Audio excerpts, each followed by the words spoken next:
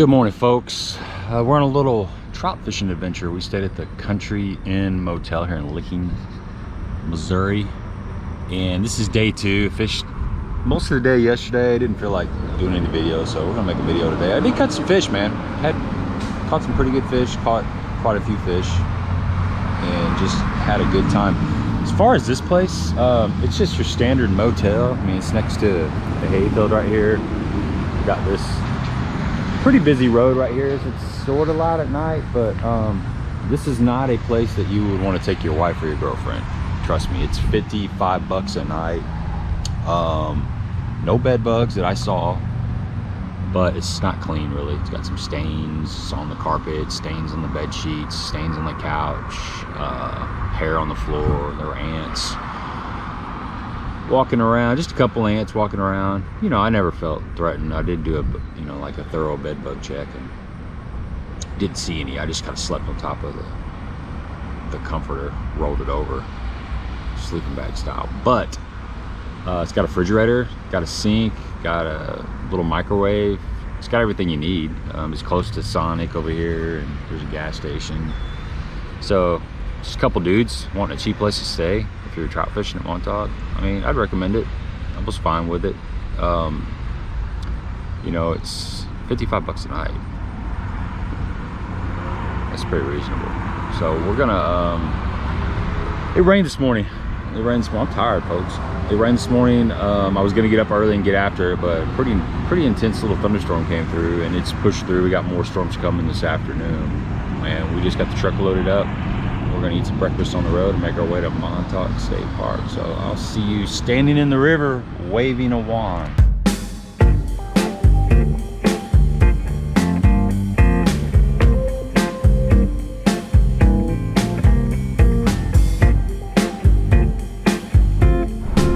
Man, this always gets me excited, even as a little kid, coming down this hill into Montauk State Park. ThereThere's a nice little decline, and then it opens up to this right here. Got the old cemetery right here.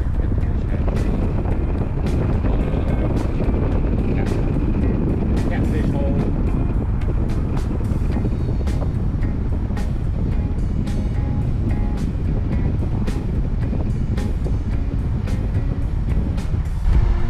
That's the old catfish hole. Come down here. There's a fish cleaning station right up here. Got another catfish hole. I guess it's catfish hole part 2. I don't know. But here's your fish cleaning station right here. Some more dead water. It's like just a little pond, basically.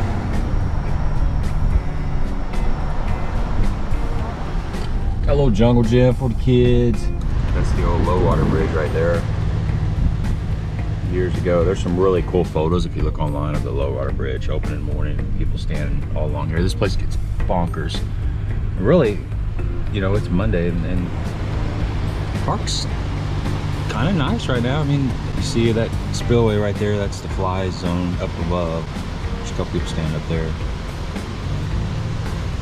But you know, you come here on a weekend and this parking lot will be absolutely full of people.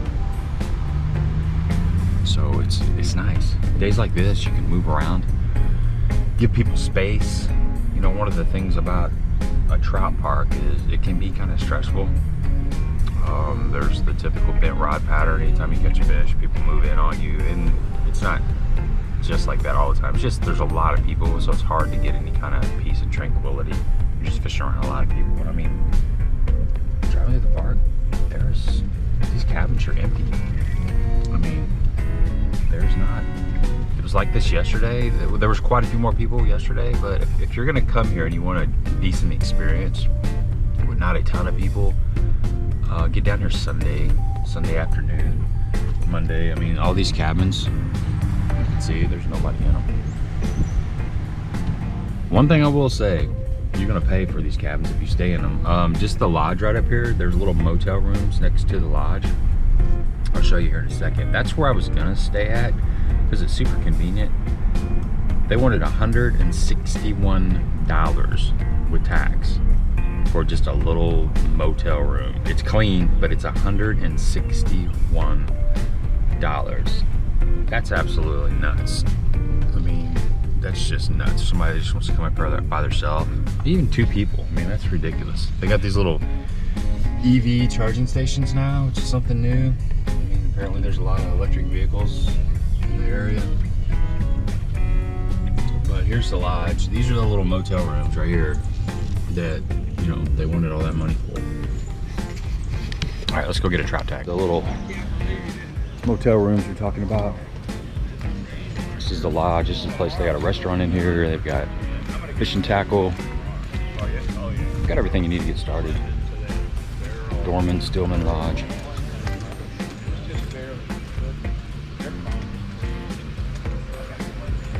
We'll go over here. We got the lunker board.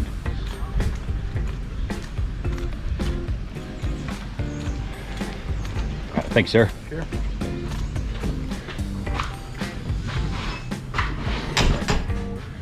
This is the lunker board. Anytime you catch a trout over 3 pounds, you get your name on here.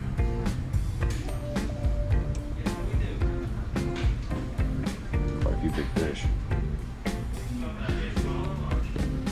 And this is a little gift shop. Dining area.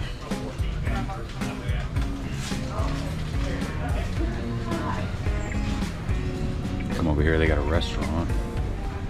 There's the hours of the Trout Park.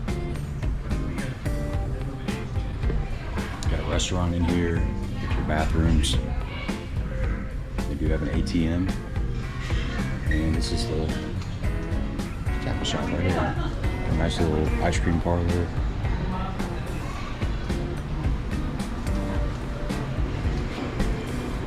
There's a big trout up on the wall.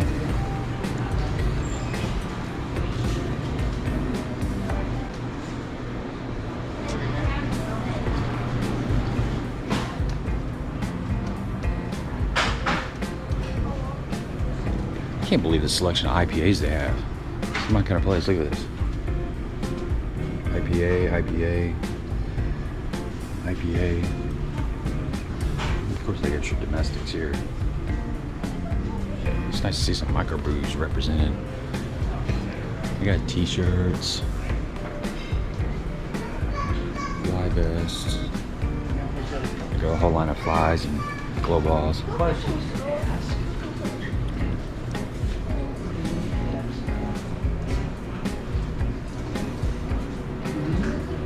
Alright, so after you buy your tag, tags are $5. This tells you how many trout are stocked per day, and then you got to sign your tag. Double signature spot.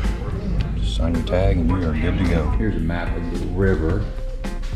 This is fly fishing zone right up here. This is where I'll be fishing. I'm probably going to be parking right here, and we'll work this little stretch right here.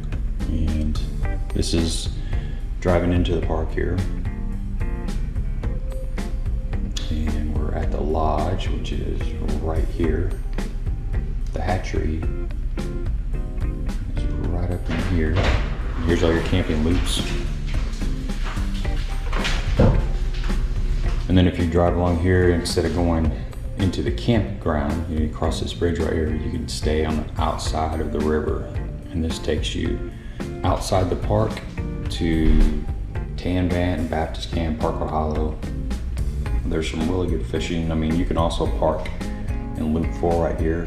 There's a trail that will walk along the river, and there'll be a cable across the river. So the downstream side, you're outside the park. The upstream side, you're in the park. And it's some good fishing. Not as many fish out there, and they are a little bit smarter, but you can certainly catch some fish. A lot of fish move into this area because of the spring. You know, the further you get away from the spring, the warmer the water gets in the summertime, so fish will actually migrate up closer to the park into the spring. It can be a lot. On the road into the campground, just as you pass the lodge, you make a right, and here's the bridge here. This is the campground area. We're fishing from the bridge, and here is the tent camping area right here. And there's a few people in there, but it's cleaned out. Like I said earlier, you come down here on the weekend, Friday, Saturday, Sunday. It doesn't matter if school's in session or not. Summertime, fall, pretty much it starts thinning out in the fall. But this campground will be full to the rim. Here's your little station where you pay at. There's usually somebody in there. They're closed today, or right now. I guess they don't show up till later on this afternoon. And right here will be your place where you can buy wood. So we'll take a little left here and we'll just cruise to the campground here. So they got firewood available right here. And there's the hours. And then right here will be your, this is your shower house slash bathroom.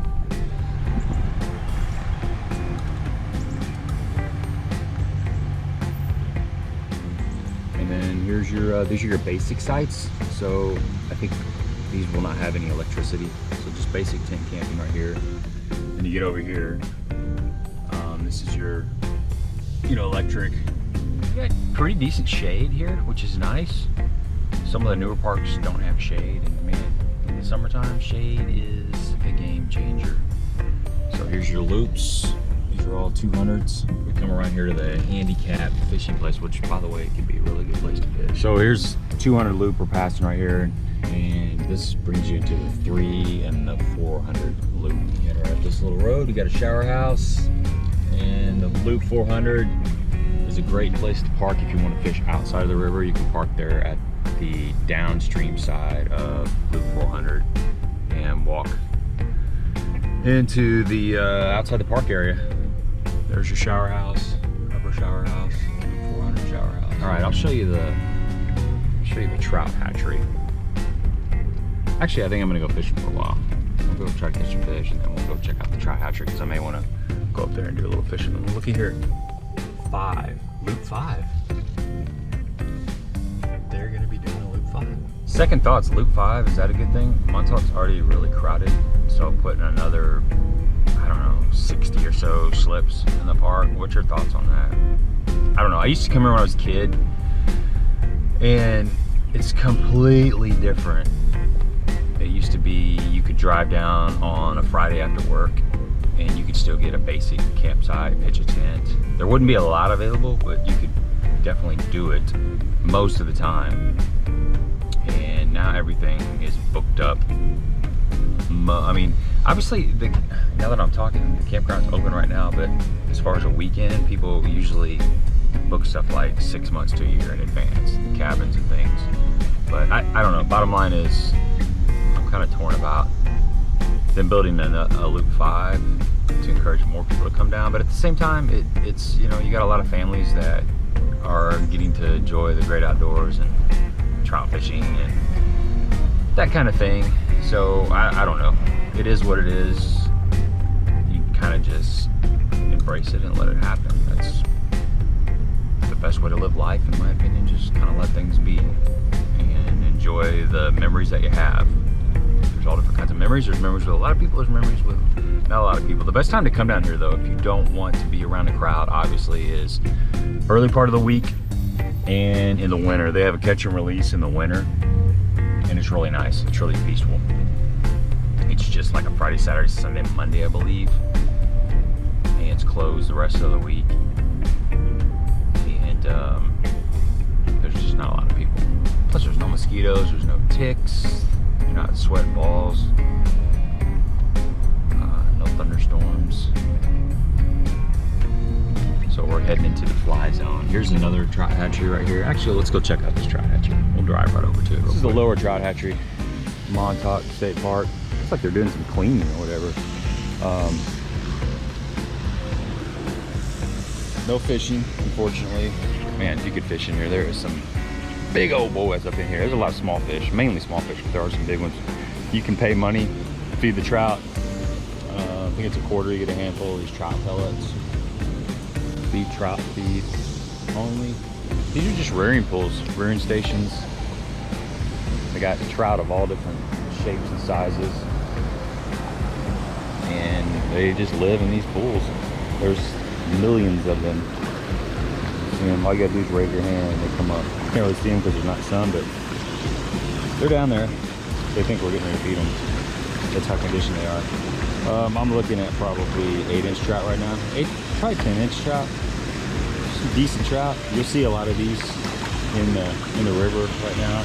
And then each little pool has different size trout. Like these probably will be smaller. No, they're about the same size. See if they come up. But as you get down further, some of these end pools, there's some really big fish in there. You'll see some, I don't know, you'll see some 8-10 pound fish. And they do occasionally let some of those, some little ones in here. These are more of the 6 to 8 inch breed. Current coming in, current coming out, you can see them jumping up. Doing a little trout here, that's pretty fun. As far as the trout stocking, they stock every night. I think they stock about 9 o'clock at night, and there's just different pull-offs. I think there's 30-something locations where they actually dump fish. And I believe they stock, I want to say 2 trout for every paid tag the day before. That's kind of how they do it. So if it's Monday and there's 1,000 tags bought on Monday, Tuesday or Monday night, they're going to stock, I'm just saying, like 2,000 trout. You can look that up on the regulations, but I think it is 2 trout per tag sold, and it may be more, I don't know, but that's how the math works. All right, man, I can get in the water. The Montauk trout story just kind of breaks down how they do everything. This is how you get trouts in a trout in our stream. I mean, it goes from them milking the trout, the whole process of fertilizing the eggs, mixing the semen and the eggs together, feeding. They're moved outside the park. Here's your eggs. It's pretty cool. Ultimately, boom, flipping them in the park.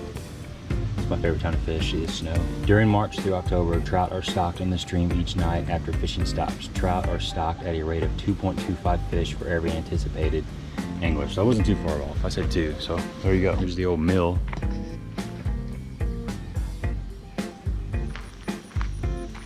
All right, we're driving into the fly fishing area. Here's a couple really nice cabins up here.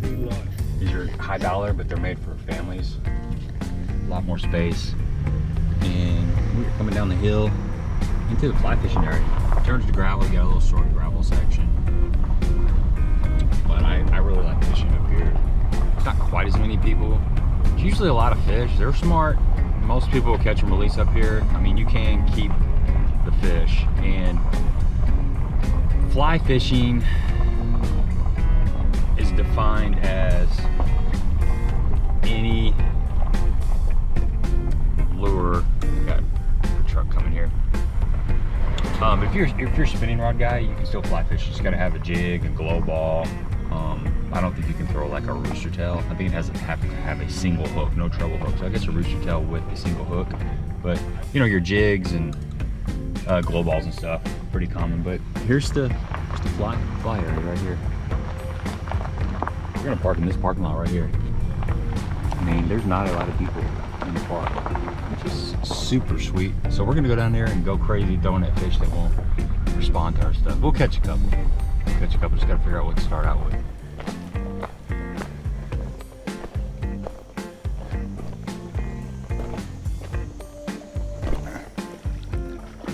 There we go.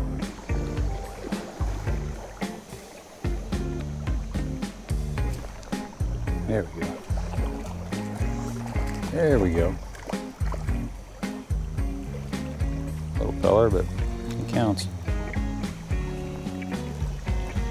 Hung up in that tree branch, lost my jig, tied on another one. First cast, got a bite. All right, we're gonna start out with this little indicator rig. This little jig, it's basically like a pheasant tail jig. Throwing it on got a 3-weight 8'6" rod. So we're going a little bit lighter today. It's a lot funner. Got 2 rods with us, so got a 5-weight up there. We're throwing heavier stuff. We could probably throw a streamer today, but I don't know. We're gonna play around with this.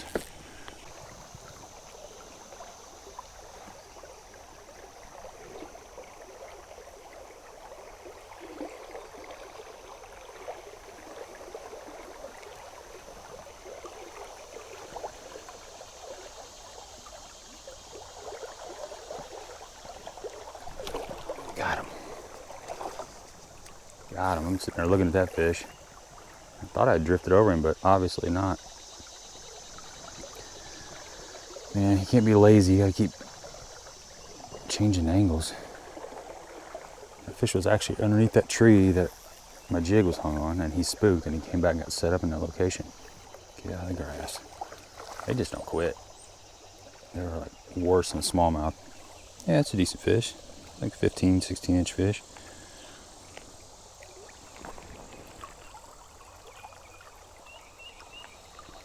I just lip them. There we go, just like that. So this is a little, it's like a 32nd ounce jig head with some pheasant tail tied in it. Black head, it's got a little eyeball on it. The one I was throwing before didn't have an eyeball. I got 2 bites on this, I broke the other one off. Just got a really small strike indicator right here. And I'm just, I don't know, it's about 3 feet below the indicator. You just gotta vary that depending on the depth and the current.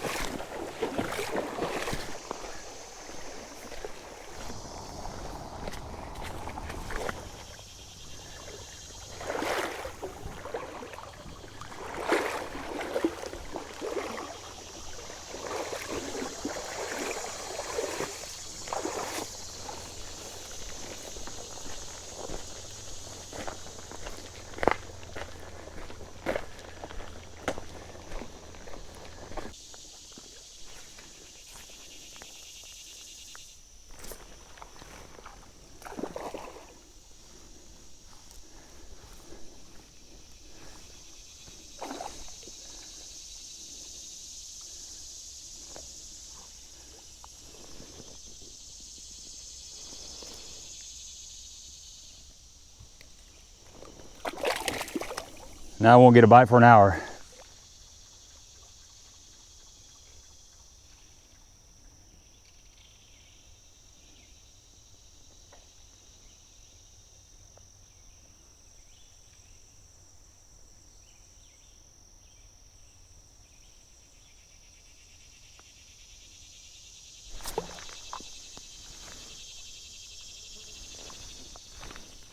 There we go.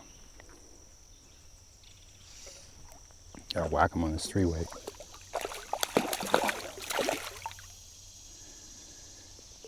Decent fish. Some big ones out there. Montauk special. This thing's still getting it done. There's a ton of fish out here. Just talked to a gentleman, he's been throwing a crackleback. Not getting bit.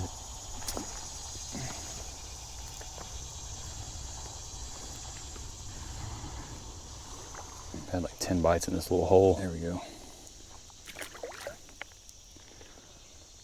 Hey, a little pheasant tail.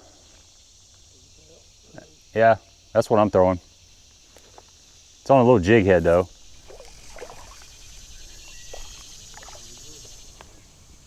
These damn people moved in on our hole.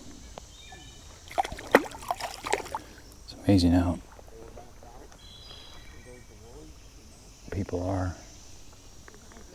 Well, it was nice while it lasted. Let's see what's happened. These guys moved in front of me. Me and that guy way up there have had this hole to ourselves. We just come right in there. And we got these guys below us.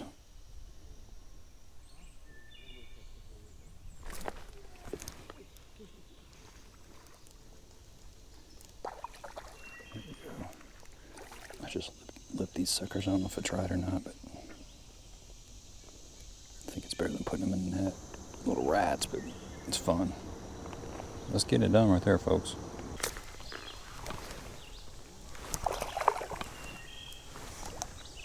That's a cool light. Watch it go right in his mouth. Original light scope. Better fish. Cool thing that's happening is all these people above us, they're pushing fish down in this area. So there's a little bit of advantage. People just walking in on you. 15-inch or so. 16, probably 16. That was a good one. It's like 17, 18 inches. Should be fun. Look at the geese. What's up with these geese? Look at this.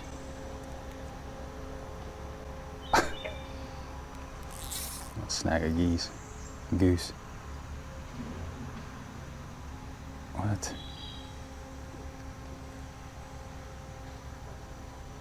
It ain't the dang bent roll pattern, bent pole pattern, squatters. Now I got a herd of geese.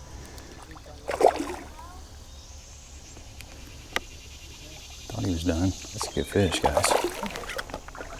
Everybody's catching them. Yeah, fish is built right. Decent fish.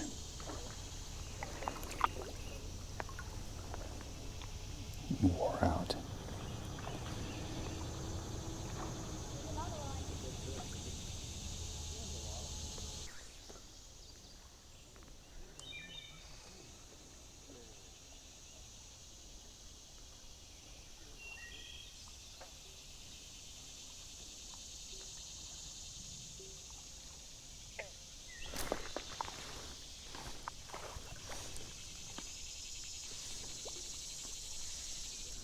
Man, your hands are gonna be wore out. I'm catching a lot of fish today, guys. Pheasant jig is getting it done.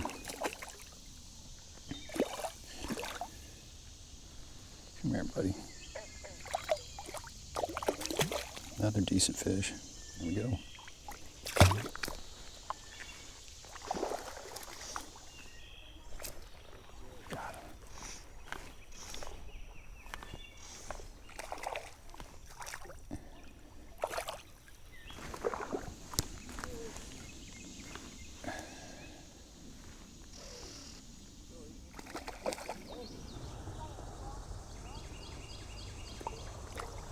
Proud member of the Bait Works trout fishing team. Hey, we caught some fish. Taking a little break. I heard some thunder, so I'm gonna check the radar app, and we're gonna make us a little ham and cheese sandwich on some Dave's Killer Bread. My back is killing me, man. It's like, it's a lot of work standing out there in the river. Just not comfortable boots, and I don't know, a lot of excuses, but we did catch some fish, man. That little pheasant tail was whacking them. A bunch of people moved into that hole, and they were catching them too. There's probably over 100 fish in that hole. So I'm gonna take a little break, check the radar, eat some grub, and I might walk back down there and see if those people have left. If not, we're gonna do a little exploration. Only got a couple hours left. I need to hit the road. So hopefully we can catch a few more fish before we have to get on the road. This is fun. This brings back so many memories. Little rain delay, folks. Ran into the lodge. Got me ice cream. Got some really good ice cream. I think it's Blue Bunny or something, but man, it's always a treat down here. A lot of people just kind of hanging out.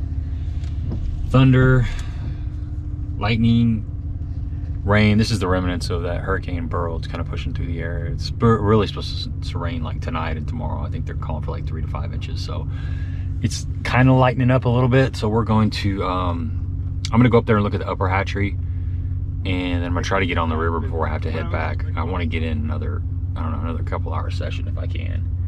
But hopefully there's just going to be a little bit of window that I can jump out there and step back in the river. I'm already soaking wet, man, my waders. I've had these Orvish waders for like, I don't know, like 16, 17 years. I got them when I fished a Gunnison River in Colorado a long time ago. And they've been slowly leaking. I think they're just about done because my left leg's completely soaking wet. My right's a little damp, and my booty cheeks are damp as well. So it's time to get some new waders.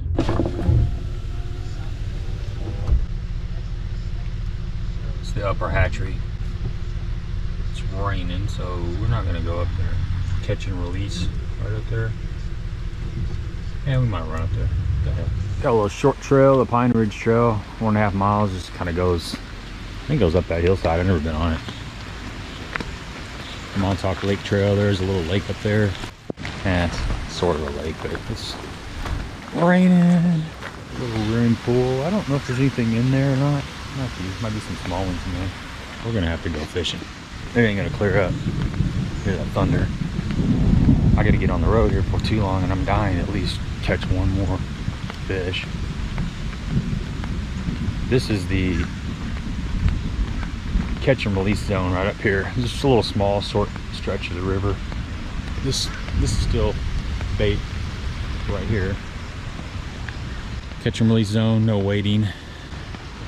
There's a bunch of big fish in there. They're super smart. Yeah, you can see them down there now. There's a couple big girls down there. It's pretty technical fishing. It's really tight. A lot of grass. I've caught some really big ones. And you go around here, and this takes you up to actual rearing pools. We'll walk up there real quick. We'll jog up there real quick. So here's the outflow.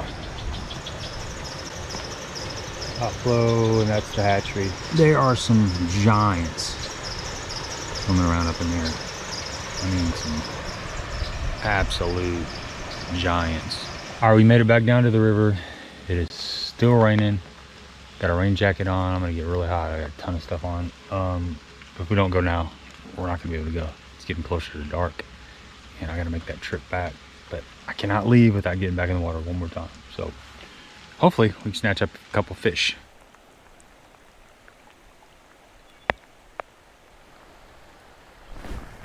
There he is. Better fish. Better fish. And they're fun on this little 3-weight. Oh, I got off. That's okay.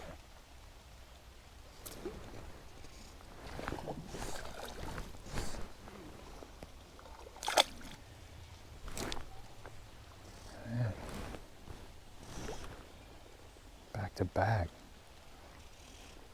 Back to back. I just gotta change the angle. Just don't want to give up.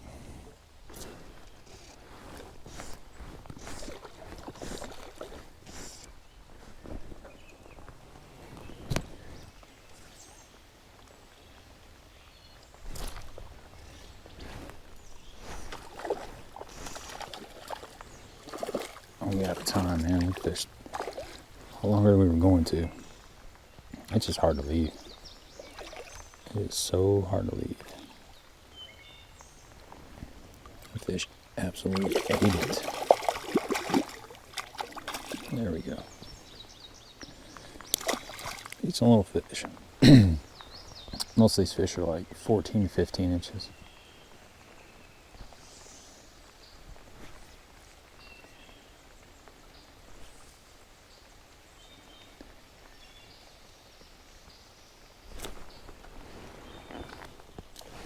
And we have caught a ton of fish today.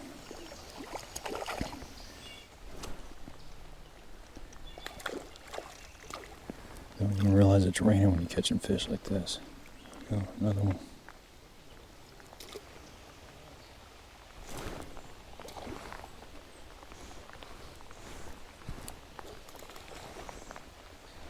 Goat roper.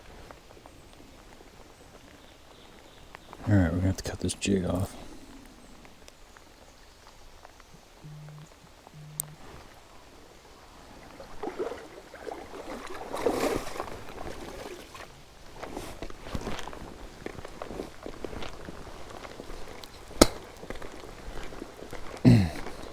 Man, it is so hard to leave. We're heading up the hill out of Montauk State Park. Haven't been here in a couple years, and it's always tough. It's hard to go, and I always miss my family, but once I'm here for a day, I just cannot hardly leave. So gonna listen to Dave Mercer all the way home on a 3-hour drive back to Jackson, Missouri.